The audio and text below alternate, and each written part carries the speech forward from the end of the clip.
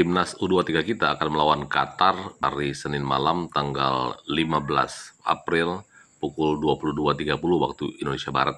Belum memberikan prediksi hasil, maka kita akan menyajikan beberapa data terlebih dahulu berkaitan dengan skuad, hasil uji coba, pelatih, dan beberapa hal-hal yang patut kita catat lainnya. Hal pertama yang ingin saya sampaikan adalah bahwa Timnas U23 kita memiliki pemain terbanyak yang statusnya juga adalah sebagai pemain timnas senior. Kita memiliki 13 pemain, Qatar memiliki 6 pemain yang statusnya adalah timnas senior. Dari 13 dan 6 ini, Qatar memiliki 3 pemain yang reguler bermain di timnas senior. Sementara Indonesia memiliki setidaknya 8 pemain yang juga reguler bermain di tim nasional senior. Dari Qatar ada Jassim Jaber yang sudah bermain 19 kali untuk tim nasional senior. 7 diantaranya bermain di Piala Asia kemarin yang berhasil mereka juarai. Di posisi yang sama kita memiliki Rizky Ridho yang sudah memiliki 35 caps bersama timnas senior. Selain berkontribusi untuk pertahanan, Rizky Ridho juga sudah 3 kali memberikan golnya untuk tim nasional Indonesia. Yang berikutnya adalah Mustafa Marshall, memiliki 17 cap bersama tim nasional senior, posisinya gelandang. Di tim nasional Indonesia, kita memiliki Marcelino Ferdinand, 23 kali tampil bersama tim nasional, dan sudah memberikan kontribusi sebanyak 3 gol. Untuk posisi penyerang ada Tamim Mansour. Tamim Mansour sudah mengoleksi 3 gol untuk tim nasional Qatar.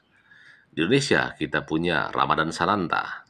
Sananta sudah 12 kali bermain bersama tim nasional dan dia sudah membuat 5 gol. Sekarang kita beralih ke hasil pertandingan uji coba. Qatar 2 kali melakukan uji coba. Yang pertama itu melawan Malaysia, mereka menang 1-0. Yang kedua, mereka melawan China dan kalah 0-2. Kita juga 2 kali, yang pertama melawan Arab Saudi, kita kalah 3-1. Kemudian kita melawan Uni Emirat Arab dan kita berhasil menang dengan 1-0. Yang menariknya, mereka berhasil mengalahkan salah satu tim ASEAN, yaitu Malaysia.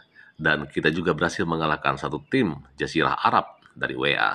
Dari sisi uji coba, kita sedikit lebih produktif karena kita berhasil menyerangkan 2 gol ke gawang Arab dan Uni Emirat Arab. Yang harus kita waspadai di tim kita sendiri adalah pertahanan. Apalagi kita sudah kehilangan Elkan Bagot, dan sekarang Hafner pun hanya bisa bermain mungkin lawan Australia. Kita harus bermain lebih tenang, lebih rapi, lebih terorganisir di belakang. Jangan pernah melakukan kesalahan sedikit pun, apalagi kesalahan di dalam kotak penalti. Ingat, Qatar bermain di kandang sendiri. Mereka punya dukungan yang sangat besar, bukan hanya dari penonton, tetapi juga kemungkinan wasit. Di Piala Asia Senior, Qatar mengalahkan Jordania dengan 3 gol dari penalti. Jangan sampai kita juga melakukan kesalahan, seperti yang dilakukan oleh Jordania di lini belakang. Dari sisi pelatih, Qatar dilatih oleh pelatih asal Portugal, Elidio De Valle. De Valle sudah menukangi Qatar sejak Agustus 2023. Prestasinya adalah mengantarkan Qatar ke 16 besar Asian Games 2023. Sintayong menukangi Indonesia dari tahun 2020. Meskipun aktif pasca COVID, itu baru pertengahan 2022. Prestasinya adalah mengantarkan tim nasional kita ke Piala Asia, dan bukan hanya satu tim, tetapi 3 tim. Under 20, Under 23, dan juga di tim senior. Tetapi Sintayong jelas punya rekam jejak yang jauh lebih panjang dengan tim nasional kita. Artinya anak-anak ini sudah hampir 3 tahun bersama dengan Sintayong. Sintayong sangat paham dengan kondisi bukan hanya fisik mental mereka, tetapi juga kondisi psikis, kebiasaan, sifat-sifat, dan hal-hal detail lainnya. Pemahaman Sintayong akan karakter dan rekam jejak para pemainnya inilah yang akan menjadi kekuatan strategi yang akan dia jalankan di lapangan. Qatar memiliki target menuju ke Olimpiade dan sama juga dengan Sintayong. Sintayong diberikan target oleh PSSI sebenarnya hanya ke 8 besar. Tetapi Sintayong mengatakan target Indonesia adalah Olimpiade atau 4 besar. Qatar juga memiliki pemain yang berkiprah di liga luar negeri.